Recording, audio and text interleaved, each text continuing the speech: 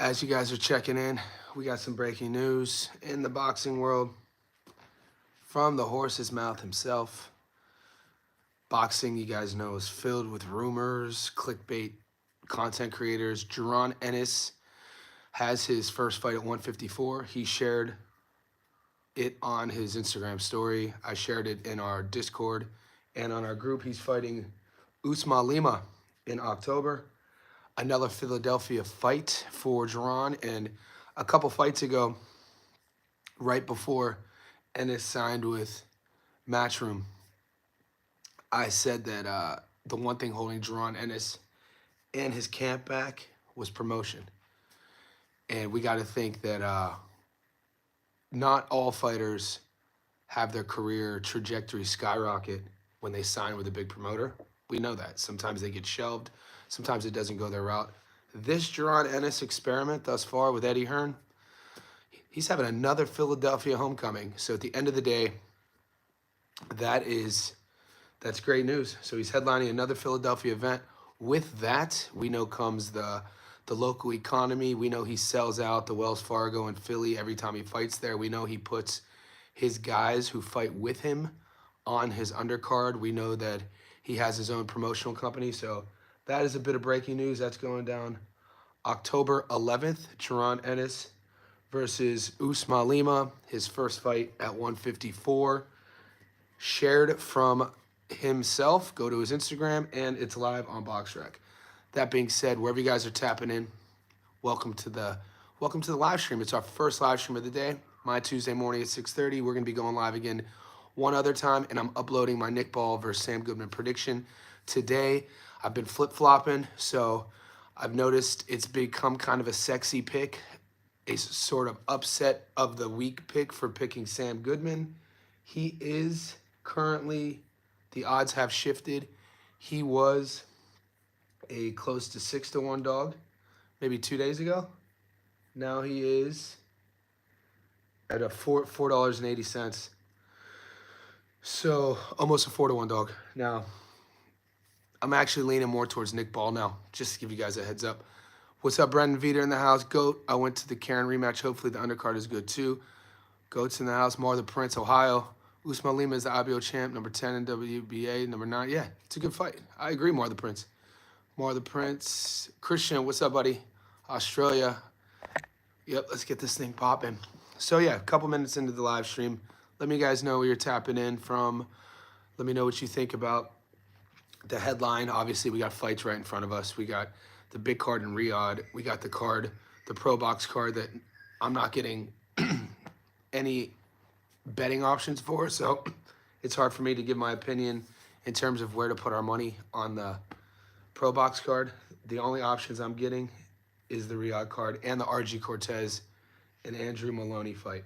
Other than that, I got the Tsutsumi, Hrgovic, Raymond Ford, Nick Ball, and Moses fights. I think the same with all you guys. I am going to give you guys my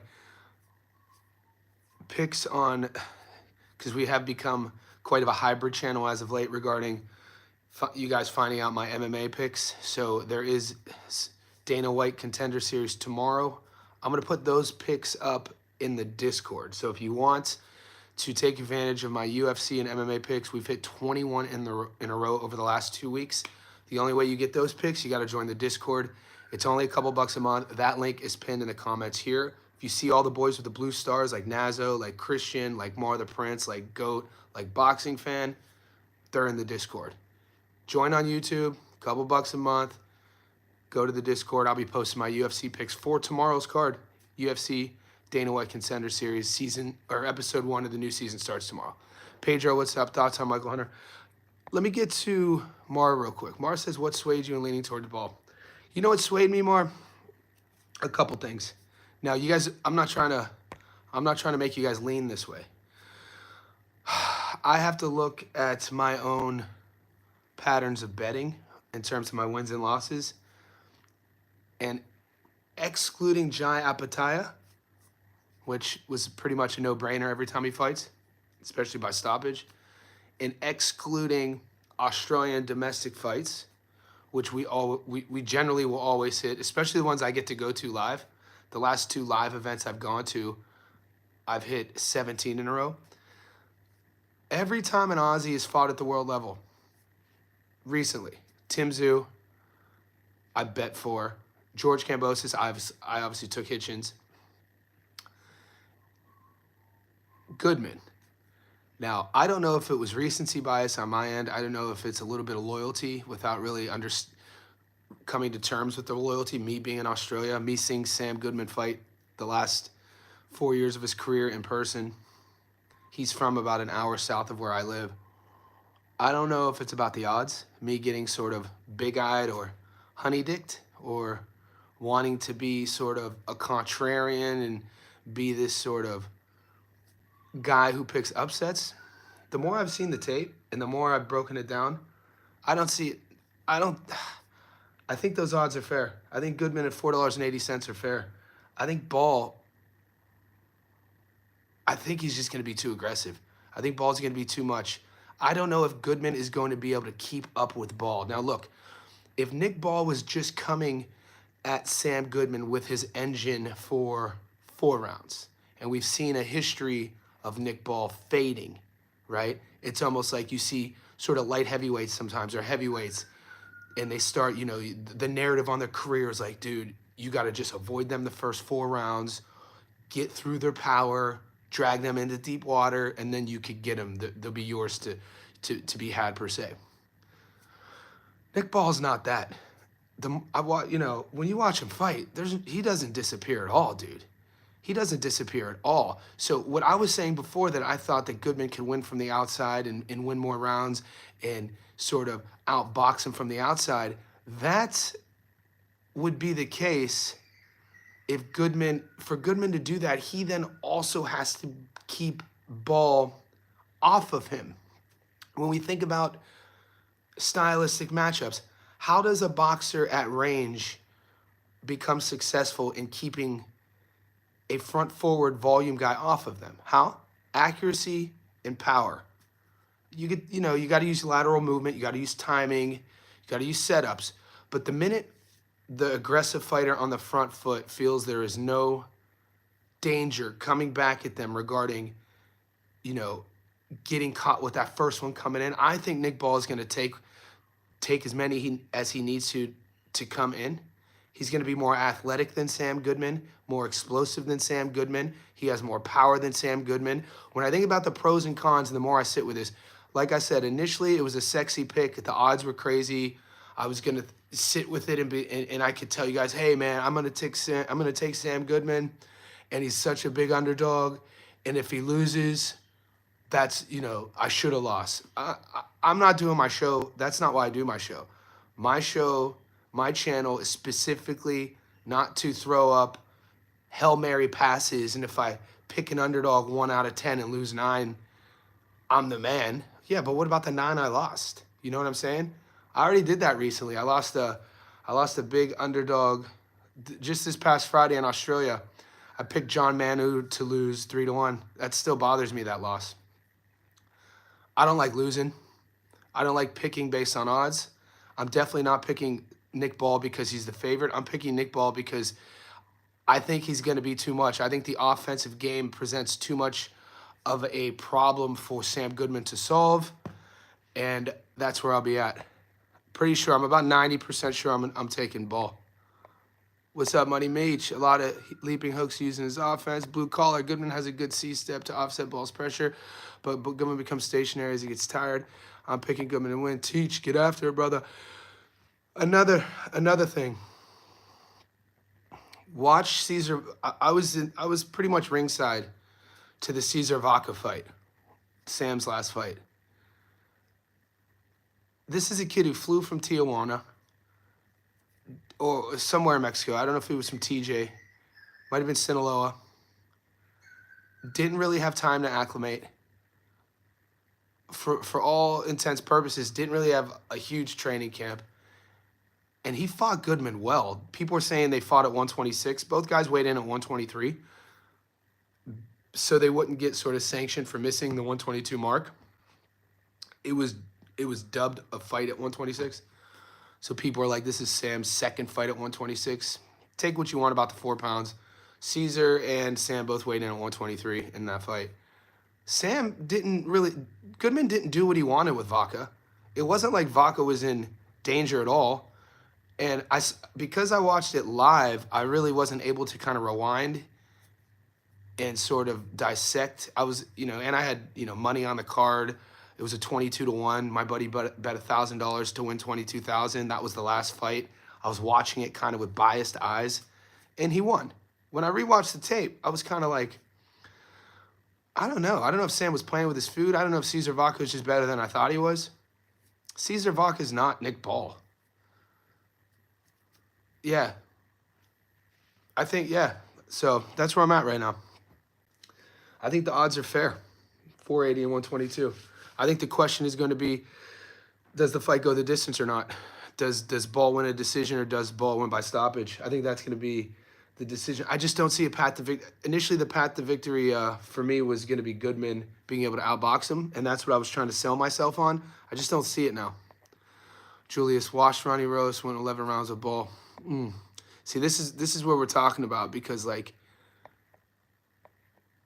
I'm, I am as transparent as anyone could be with you guys. The last thing I'm ever going to do is try to persuade anybody to change their pick. And the last thing I'm ever going to do is try to pick winners based on trends. And I was the one all week saying I was taking Goodman. But, because I'm the last 12 hours film study, editing, I'm about to upload my pick. I was like, man, do I just die on this hill and just say that if I'm going to stick with my Goodman pick, and then if I lose, I could just say I should have lost? Or what am I really seeing here? I don't like losing. I'm picking a winner. I think Nick Ball, for me, logically, I think that's what I'm seeing right now. 12 rounds is a long time ago to go against that type of stuff. You don't have respect pop for the guy. 12 rounds is a long time to go against that type of stuff. Exactly. Ball stoppages usually come to 10 to 12. Next question, does he stop Goodman? That's the good question, Adu. What's up, Johnny? At work currently. Thank God you came on. I think even though Dunn White can go past 4.5. We'll get there in a second, Sal. Yeah, so Dillian White, Hrgovic. I like what I'm seeing in the media, actually. I like what I'm seeing, all the interviews I've seen with Dillian White, but it's just hard to get past him being 37 years old. Julius Wash, Ronnie Rios went 11. Pedro says Goodman is not much bigger than Ball and isn't known for having a respectable pop. He's a very good boxer, but I don't know. I think you need a respectful pop. I think so too. And you know what? He doesn't really take the wheel. Another thing about Goodman, he's not really known for like flattening your tires. You know what I'm saying? So like if Ball isn't worried about power coming back at him up top, and he's not worried about Goodman really investing in the body and breaking him down below, and Ball's style, dude, it's hard to get him in the ribs. He's so short anyway. And he's all folded here. You know what? I think Ball stops him. I got to be honest with you guys. I think Nick Ball stops Goodman. The more that I think about it. Sal, hit that bell. Yeah, hit the bell notification, boys. Better tell Gary 3D he's gonna lose. Well, I texted Muscle and them. Look, I'm not one to want to change anybody's pick. I don't do this to tell you to second guess your pick. Like I said, the only reason I'm doing my channel is because sometimes people listen to what I say.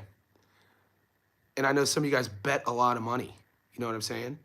So some of you guys are betting a lot of money. So a lot of your bets are kind of be intuitive picks.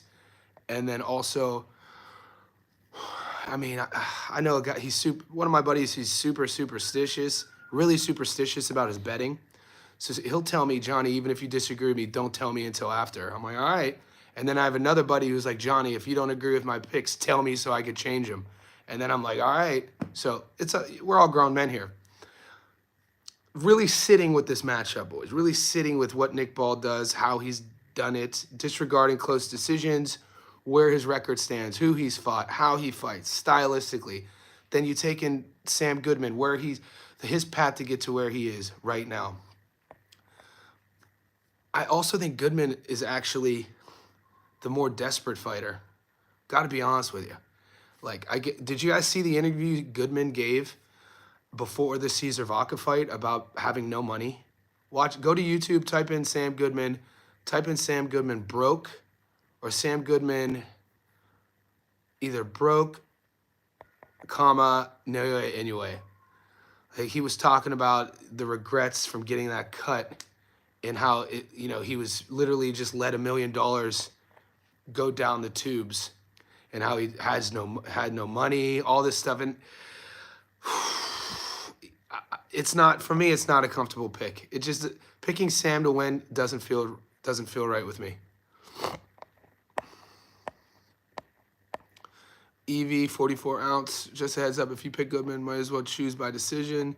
Joel O in the house. What's up, buddy? Brendan, ball on points is looking good to me. Yeah. So right now, if you take ball on the money line, he's $1.22. Ball on points is $3.40. Ball on points is $3.40. Huh. That's a nice pick. See, if you boys are picking Goodman not based on fight styles, and if you're taking Goodman because you're getting the $4.80, how would you reconcile then not taking ball by decision at $3.40? That's what I would tell Gary. If Gary's taking Goodman based off of what he sees in their styles and then the odds, I would then say, so you're taking Goodman on the money line, $4.80. You don't care, big, it's live dog. But that Sam Goodman, if you take him to win by decision and just remove the knockout, he's $3.40.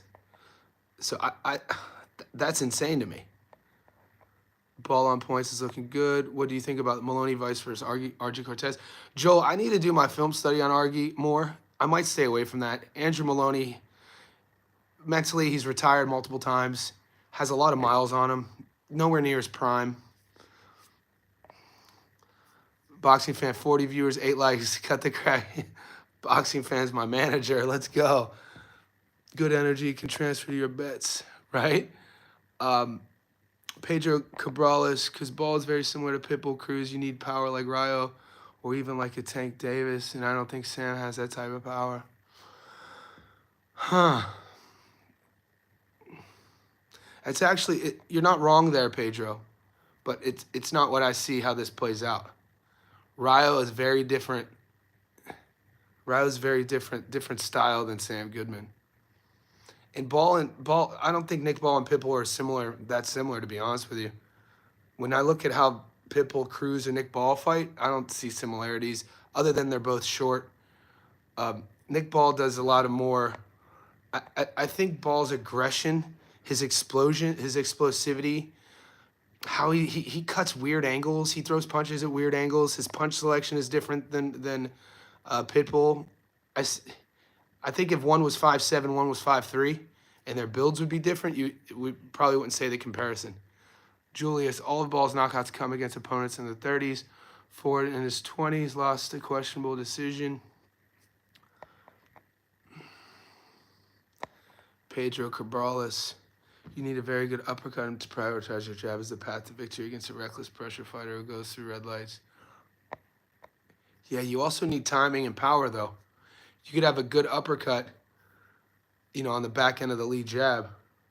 But, I mean, if you're just tapping and you're just tapping to score points, I mean, think about Nick Ball's high guard and how he comes in. That uppercut, that jab isn't going to break that guard. It's going to hit off the shoulders, hit off the arms, and Ball will just slip it. Ball will take, he's going to take the wrecking ball. He's going to take one. Goodman is elusive and quick on feet. My play 10.5. Hand Hirschfeld, the bookies think someone is getting stopped. I think so, too. Ball will absolutely smash me. I think so, too, BC. Mar the Prince, definitely interested to see what the Ball Goodman knockdown props are priced at. Yeah, right now, we're not getting them. All we're getting is will the fight go the distance? And we're getting, obviously, round betting and then method of victory. Ball by decision, plus 250. That's a good bet. I like the over 10.5 with Moses knockout. That's a good bet. I know. I already have Moses by knockout locked up. Moses by knockout, interesting. I think I got him at $1.20. DC, can you give my son amateur boxing a quick shout out? Yes, Ethan Cowles. Shout out to Ethan Cowles, young amateur boxer. Keep the chin down. Do your road work. Focus on your rest and recovery, nutrition. Keep your mind right. Read a book as well. Read the Book of Five Rings, Ethan. The Book of Five Rings was written by a samurai. It's basically his journal, Musashi. If you hear the quote that goes around in MMA boxing circles, a lot of the quotes are from that book. So there's one chapter in the Book of Five Rings about Musashi when he's older, and he's teaching, he was like one of the most efficient samurais of all time. And he's teaching the young students now, and he's older, he was a big believer of, and in order to be the best samurai, the most efficient killer, you had to know how to do poetry. You had to know how to cook. You had to know how to dance. You had to know how to love. And so one of his students said, Master, you teach us how to kill, but you also teach us, how to nurture. And Musashi's response was, it's better to be a warrior in the garden than a gardener in the war. So if you've never heard that quote, it's from that book. Musashi was a savage. It's an easy read too. So if you're young, if you're even an old guy, I haven't read the Book of Five Rings, read it. It's a great read.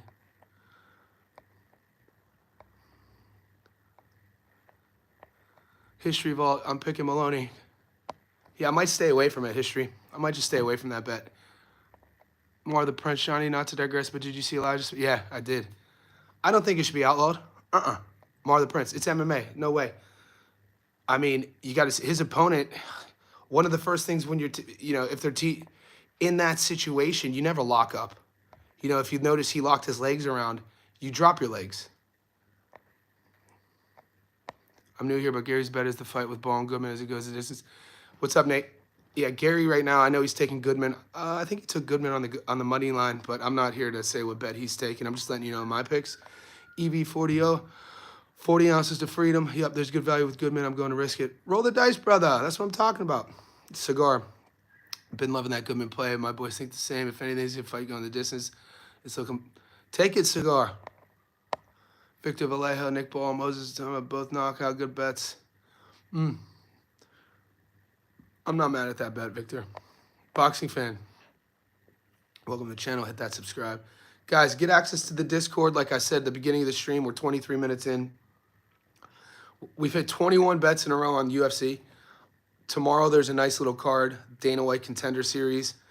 I was 80% last year on those fights. These are guys fighting to get a contract. The only way to get my picks for Dana White's Contender Series, you have to join the Discord. It's linked in this stream. It's a couple bucks a month. Sign up on YouTube. Become a Johnny Says Boxing Insider. You see Boxing Fan has the star. Mar the Prince has the star. They're all in the Discord. You also become part of the community with all the pro bettors. You get our parlays, our bets, my locks of the week for boxing. High value, boys. High value. Another implication in Ball Goodman is how Sam's face folds up. How Sam's face holds up? Yeah, I mean, if you guys are thinking Sam's face is going to look like, because of the cuts, I don't know. It could be a factor. It's something to think about. What was the fight I'm thinking of? My guy at 154.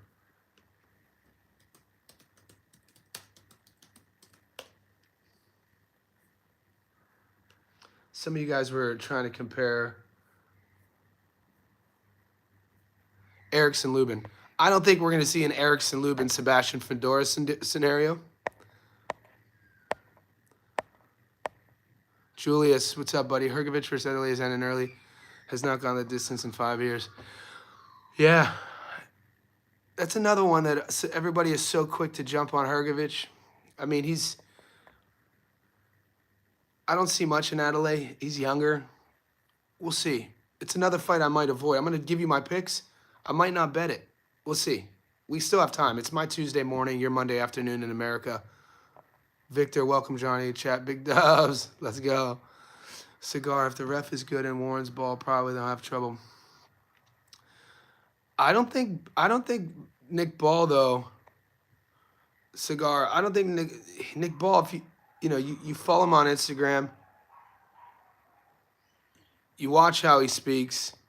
He's not one of these boxers going in there thinking that I'm gonna make it dirty until the ref stops me, and if the ref starts stopping me, I'm gonna change. Nick Ball fights the way he fights. It's up to the ref to control what goes on there. He'll punch you in the thigh. He had the takedown in the one fight, but I mean, it's just his style. Some guys just make it look ugly. He wants to Ball wants to make it look ugly. Sam Goodman, he's gonna want to keep it clean.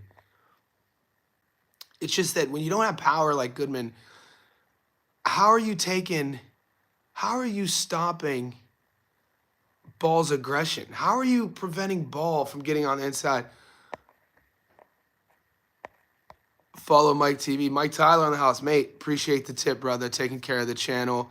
You see Mike Tyler, follow Mike TV. He's a pro fighter, 10-0. He got some fight news. We're sharing it on the channel. Appreciate it. Thanks heaps for the UFC parlay over the weekend. Help pay some bills. I sent you a message on Instagram. All right, I saw the message on our Discord. Mike, I'll get back to you on Insta. I have a lot of messages to get to, but I'll prioritize that message, man. And if it's involving your fight news, I'm going to share that message. But I appreciate you supporting the channel, becoming a member, and the tip, man. That helps me out a lot. All right, let me get to some of these messages.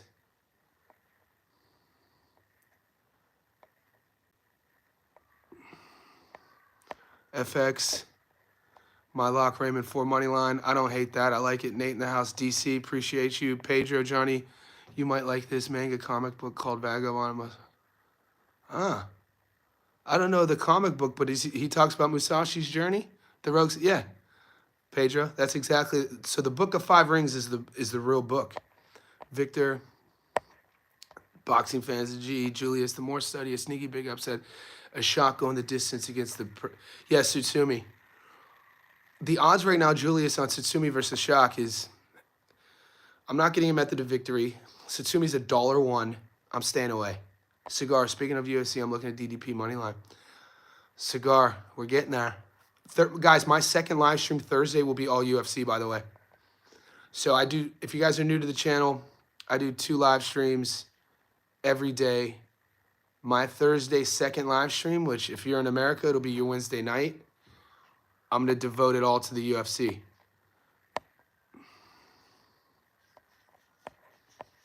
I hope there's no rig fights, corrupted judges, fingers crossed. CBD, flower reviewer.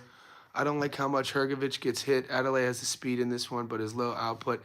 Yeah, Adelaide's output low. Hrgovic, I mean, he's a dog. Been around for a while. Not as old as you guys think. Had a long amateur career. If you're not comfortable with the heavyweights, because you guys know those fights could end with one punch, stay away from it. Guys, we don't have to get action on every single fight. The guys I know who win the most money betting, who do it consistently, are the ones who are picking and choosing. Okay, so even on this stream and even on my Stats Don't Lie videos I upload on our fight prediction playlist, just because I feature a fight doesn't always necessarily mean I'm betting my money on that fight. Perfect example, UFC. One of the fights this past weekend that burned a lot of the guys I know their parlays was the C-Rod fight. He fought Andre Fili. I stayed away from it historically because Andre Fili, if you're his coach, one of the most frustrating guys to ever coach because he's so talented. And he's like historically over the last 10 years in the UFC, he's a win one, lose one, win one, lose one, win two, lose two sort of guy. So I never bet on Andre Fili. And then sure enough, C-Rod was the favorite and Fili fought like a true veteran. So my point is, if you don't like the action in the Hrgovic fight, don't take it. The more you stay on the channel, the more you talk to the boys in the Discord, the more you'll start seeing these patterns of when to jump on something, when not to. Ball to win 10-12. Supreme Nisu, what's up? I'm not a historical sort of better picking when the fight ends. I don't get that sexy, but I know some of you guys do. Ball to win 10-12 or 7-12. See, you're looking for Ball to win by stoppage then. Why not just take Ball by stoppage? The odds at that, $1.81. You know, you bet $100 on just ball getting the stoppage anytime. You get your money back plus 81 bucks. You get sexy 10 to 12 or 7 to 12 just for the odds to be what, at 4 to 5 to 1, and he gets an early stoppage or you miss, you lose your whole ticket. So that's the way I look at it. I think Goodman can last based off his last fight with Aleem. He fought Aleem a couple fights ago though. I was at that fight. Aleem was smaller too though, and that was a war, and Goodman took a beating all the way to the end. I think the fight you should look at though, blue collar, with that reasoning would be Goodman versus TJ. Cortez or Samoa is looking like it's off. Really? There's no way it's off right now. Victor Vallejo, my man. I see Ball versus Goodman going like Duarte Sims. Julius, right? And what I said at the beginning of this live stream, I'm learning from my lessons. Look, guys, the one thing that I want you guys to hold me on is the more I think about it, when I say, oh, I'm going to take the underdog, I can't pass on those odds. And if I lose, oh, well, that totally contradicts my logical reasoning. You know what I'm saying?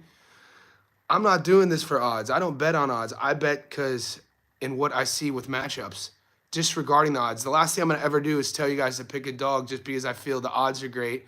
And if we lose, we lose. I like winning. I thought Kenneth Sims was going to be able to outclass Duarte. Once again, Duarte stepped a little bit of a level up, and he impressed me. He's been doing that since the Ryan Garcia loss, and hats go off to Duarte. I don't see Goodman being able to withstand the barrage for 12 rounds. I just don't see it happening.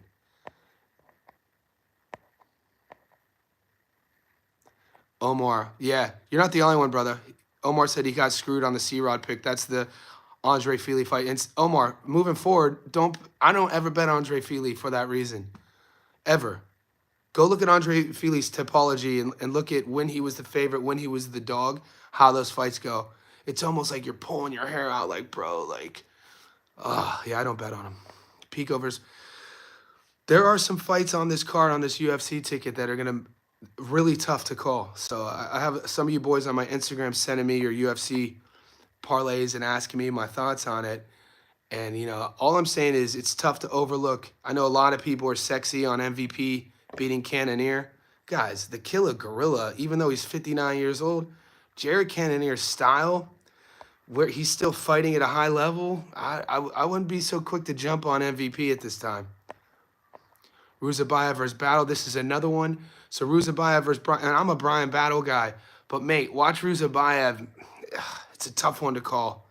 It's a real tough one to call, especially stylistically. Right now, I'm leaning with Ruzabayev, and Brian Battle is one of my favorite fighters to watch.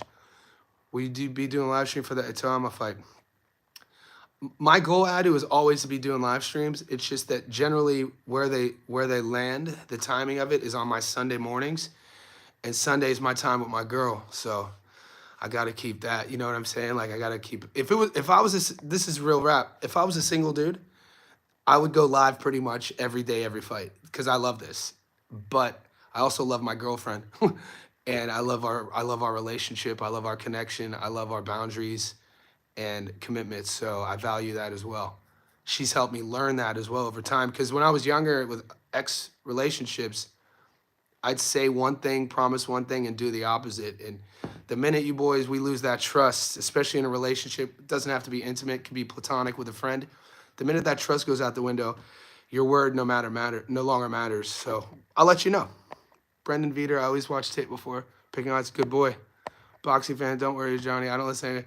Good boy, boxing fan. You're a beast. I could tell too, mate. I could tell. Joshua Heath can already tell November 22nd, Riaz. Josh, let's just go fingers crossed nobody pulls out. It's such a long time away, right? Guys, we're 34 minutes in, 48 people. We're flowing between 40 and 60 on the live. Only 19 of you liked it. Let's get the likes up. FX, my guy. What's up, buddy? I feel the same after a lot of losses on multiple parlays. I think betting big on one or two short parlays would be more. Yeah.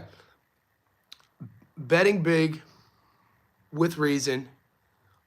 But FX, if you're new to it and if you're slowly kind of trending in the way of getting confident in betting big, what I would then suggest is, let's say you pick the number that in your bank account is betting big, and you're ready to pull the trigger, you're ready to do your tactical approach with smaller parlays, bigger bets, I would then half that amount and do the same short parlay and see if you win. And then if you do win, keep it and then roll that over into the next week.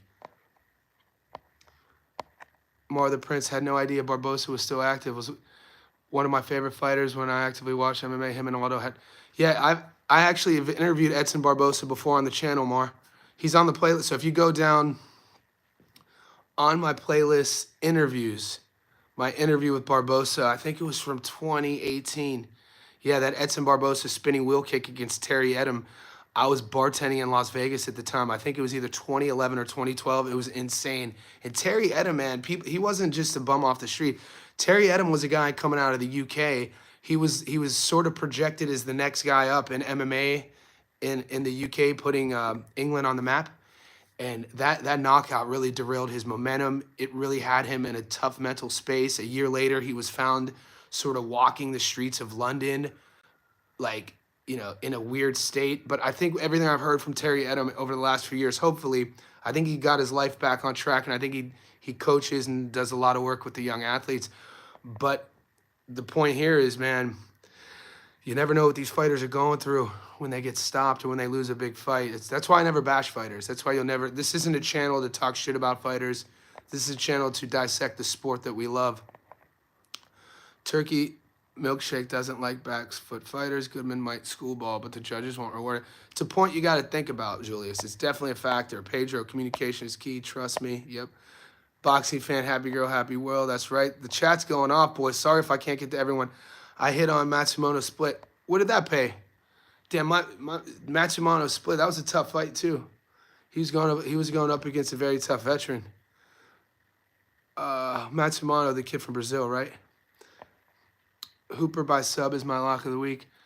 That's how he fights, Chase Hooper. You know what I mean? When you're looking at Chase Hooper, and you know, but Pedro, he has been falling in love with his striking as of late, and he's way more well-rounded than he's ever been.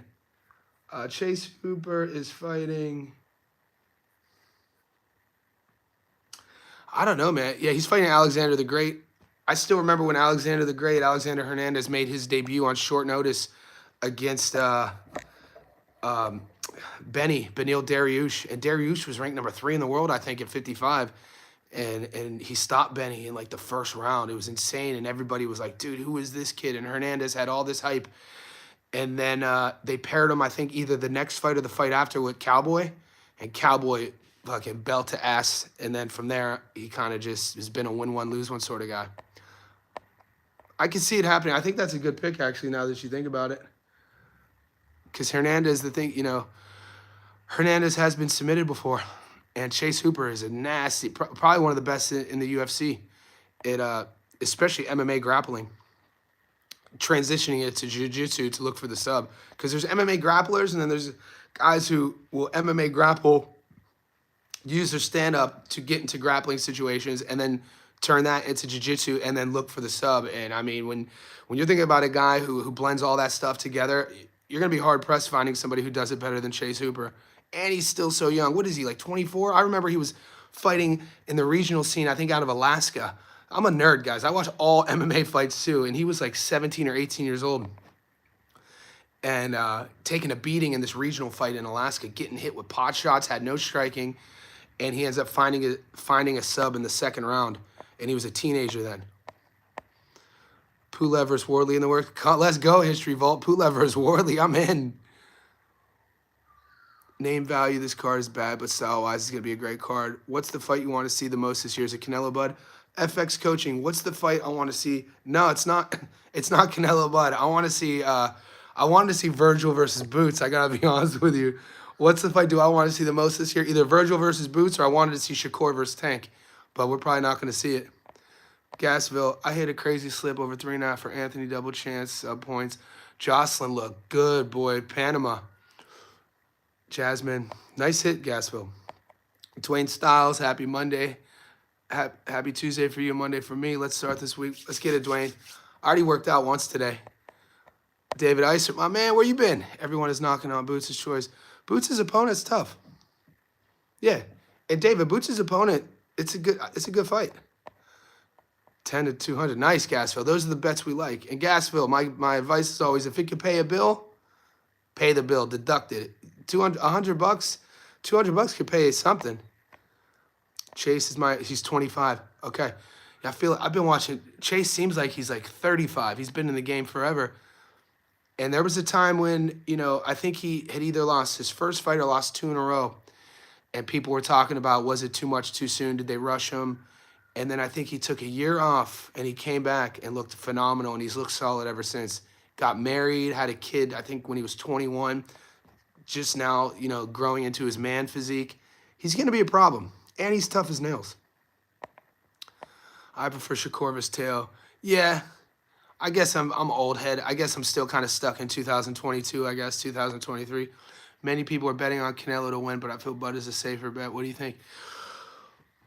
It's a tough one to bet, man. I might watch that one with just fan eyes, because I've been, I remember when Bud went to the UK to beat Ricky Burns at 135, and I was thinking, man, this dude is insane. Bud Crawford is the real deal at 135, and then watching him go up from 35 and then winning titles at 40 and then beating EJ at 47, and then seeing how he dealt with that massive problem that is Israel Madrimov stylistically at 54. So I'm a fan, and I don't want to, I got to be sure not to make a bet based on being a fan. And Canelo, one of my favorite fights I always talk about is that setup when he stopped Amir Khan in the middle of the ring. He set him up for like 4 rounds and walked him right onto that shot. So like I've been watching, Canelo versus Floyd. It seems like, is this the same Canelo? That's seemed like a different lifetime ago. And Canelo's younger than Bud. It's insane. I've been turned away from boxing. Good. Need a rest. Remember I told you I want to collab soon, Gasville? I've just been...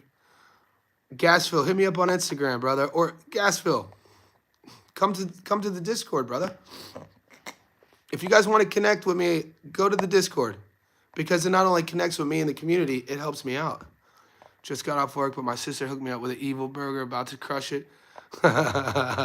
Nothing evil, Dwayne, about a burger, because if we could get past the micronutrients and the bread and all the little add-ons, but proteins and fats are good, especially if you're training.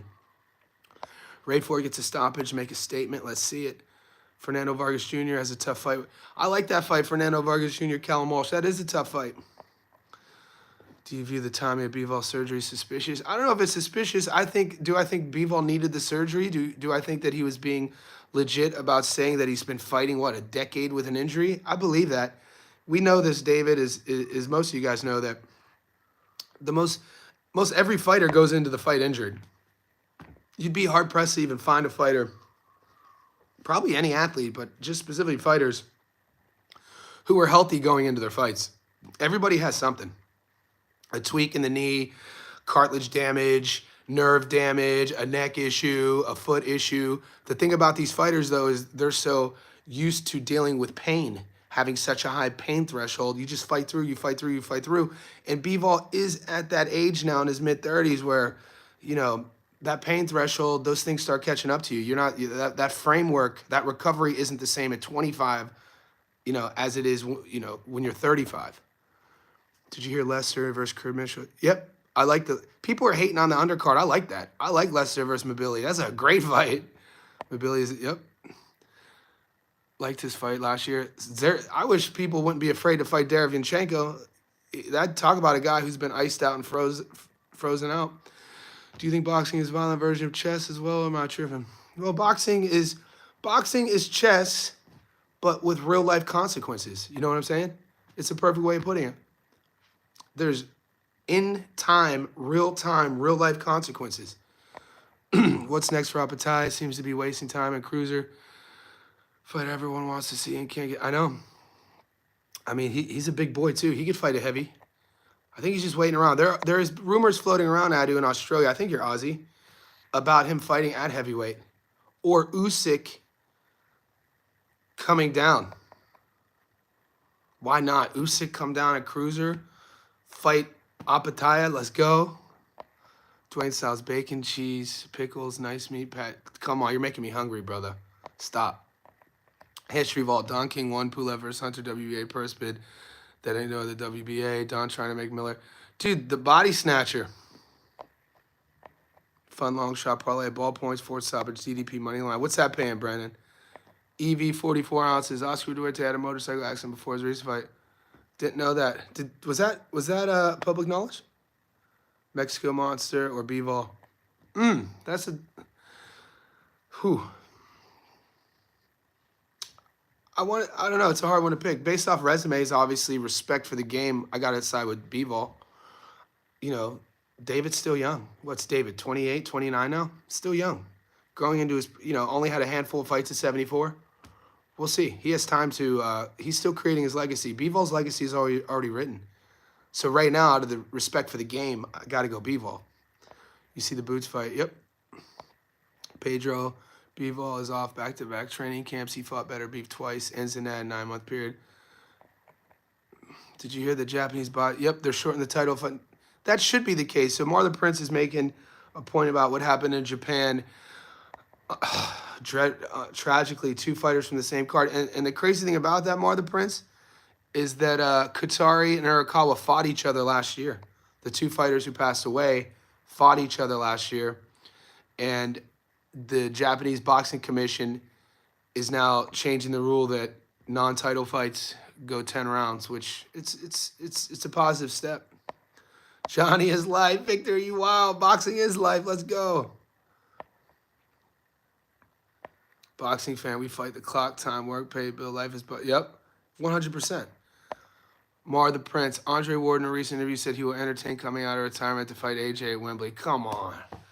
I saw that, but Andre Ward, man, everyone just wants the bag. I think what the thing is with Ward, he's been mentoring Bud and Shakur, Richardson Hitchens, and he's seen like this new money coming into the sport. And Ward, has been on record multiple times saying he retired. He, has all of his faculties. He did it because boxing needed him more as an analyst, needed him more as sort of a elder than they did as a fighter at the time when he walked away in his 30s. And I believed every word he said. But money talks. Also, these guys are the most competitive athletes on the planet, any fighter. So people change their mind. And then you have that competitive edge. You have that, you have fight week. You have media. You have the attention. You have the locker room. You have the hand wraps. You have the boys. You have the camp. You have the sparring. You have the announcer announcing your name. You have the walkout. You have the lights. You have the crowd. That's the addicting bit. And he misses that. He's only, that's what he misses. Let's get it. Do I watch tennis? No, I can't say. Last time I watched tennis was, I'm going to age myself here, was during the rivalry of Pete Sampras and Andre Agassi. Pete Sampras, Andre Agassi, Michael Chang, those guys. I was a kid. Plus 26, 36. Get after it, Brandon. A little $10 sprinkle on it. Dwayne Styles, Johnny is boxing. You guys are too kind. Supreme Nasu, what's up, buddy? He said he'd fight AJ a few times over the years. That's just an interesting thing to say. It's an interesting thing to say. I don't know, man. I don't like that fight. Boxing fan, you're too kind. Let's get it. Well, damn, I'm an old head. Let's get it. I'm old, 43. Last time I watched tennis was the 90s. Raw Dogs, so Boots fight Lima. Who the fuck is that guy? Yeah, Lima, to answer your question, he's 14-1. Lima's, 10 knockouts. His only loss was in 2023 against Aaron McKenna. Guys, we cover Aaron McKenna on the channel. Aaron McKenna fought a couple months back. He stopped Beefy Smith. He was an underdog. We won a lot of money. Aaron McKenna's a guy who's been traveling for sparring and fight camps since he was a teen, him and his dad and his brother. Aaron McKenna's a guy who has trained and done camps with Bomac. He sparred many, many rounds with Terrence Crawford over the years. Aaron McKenna, in my opinion, is a dark horse. He's a dog. He's one of the... I love watching him fight. So the kid Boots is fighting.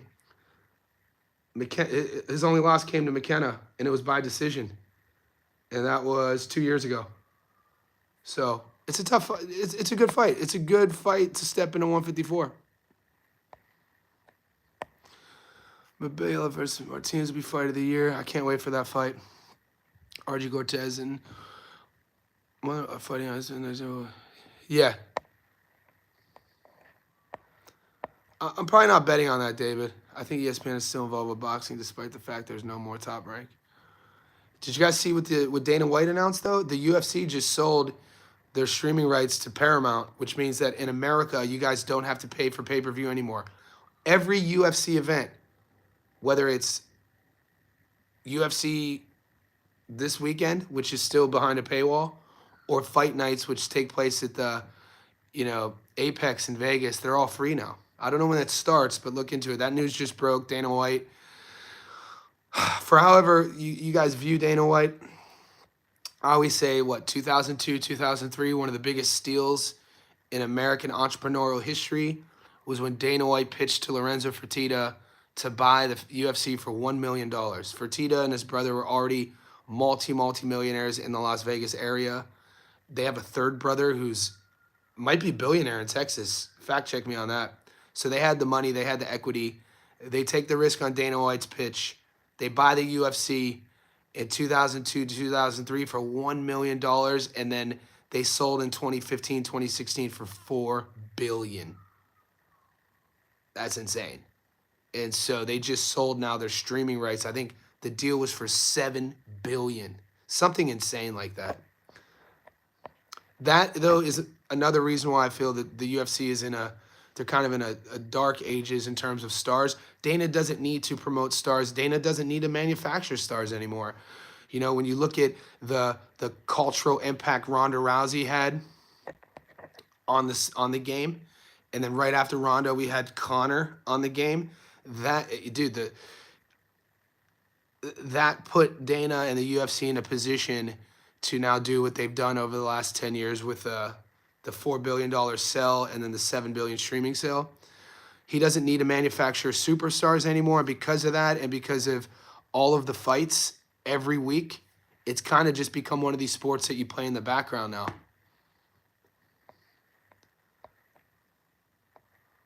Who do you think about Boots versus Rashidi Ellis? I like that fight. Okay, there's a lot. You boys are killing the chat. I appreciate it. The chat's popping. Julius, I think Lima will win rounds against Boots. It's a tough fight. Yeah, 43, old head. FX, I got a tough question. Who do you think is the most underrated boxer, the most over? FX, underrated boxer of all time, overrated boxer of all time. Let me sit with that. I got to give the sport due diligence. Ask me that on a message, FX. FX, go to our Discord and message me that. Private message me that so I can sit with it. I'll give you a proper answer. Boots gets a lot of hate. Whenever you're that talented, you're going to get hate. Boots is one of my favorite fighters. Rashidi Ellis, mate. I want to see that fight. I want to see him fight. Can we get a fight? Boots versus Ramos, Jesus. We might see that. Just not now. I thought you were late 20. Yeah, it's all good, man. Skate and Review. They've been free on the flea market streaming box. Holla. For free. Yep. Check it out. Go to Dana White's Instagram right now. That's the Discord. Boxing fan. They got to get on the Discord, brother. All right, David, can this Limos guy box, though? Got to watch more tape on him. FX, actually, I want to see Bud Boots. Yeah, I don't know if we're going to see that either. It's hard for me to see Crawford. It's hard for me to see Crawford fight after this Canelo fight. Is it? Just with, he said 4 years ago, when you look at his activity, he fought a lot up into, he was about 31, 32. And then once he was 30, and do you guys remember, he was almost pretty much getting frozen out by his promoters forever. It was almost like they were shelving Bud Crawford. And then, he gave an interview, and then he was like, yeah, by design, he was fighting once or twice a year to prolong his career. And then that Errol Spence Jr. fight was kind of like his first huge payout, which in his eyes, in any person's eyes, is probably never enough. You know what I'm saying? So this Canelo payout, I don't know, when it's all said and done, when they tie the bow on it and write all the checks, what it's going to be. But you'd have to question Bud's motivation. I don't think we're ever going to see Bud versus Boots. I don't think that's going to happen. I could see him walking away, win, lose, or draw as well. He has 7 kids now. He's a family guy. He seems to juggle all of it as well.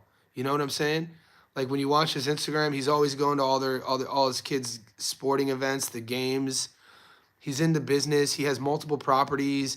He has multiple investments. His portfolio is solid.